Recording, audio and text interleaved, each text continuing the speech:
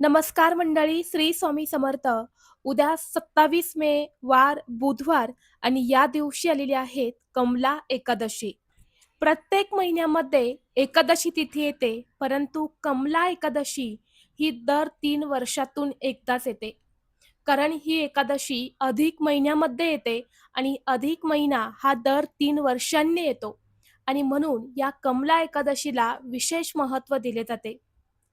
पुराणानुसार या एकादशीचे व्रत केल्याने भगवान विष्णूंचा आशीर्वाद हा प्राप्त होतो. तसेच प्रखर पितृदोष हा देखील दूर होतो आणि सर्व इच्छा मनोकामना या देखील पूर्ण होतात.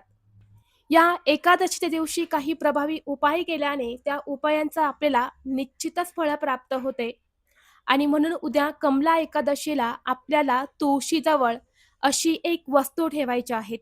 ही वस्तू ठेवल्याने घरात चहूबाजूने पैसा येईल, धन, संपत्ती, सुख भरभरून मिळेल.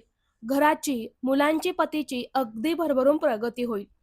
तर अशी कोणती वस्तू तुळशीजवळ ठेवायची आहेत, हा उपाय कसा करायचा आहे, याबद्दलची संपूर्ण माहिती एका व्हिडिओद्वारे मी तुमच्यासोबत शेअर केलेली आहे.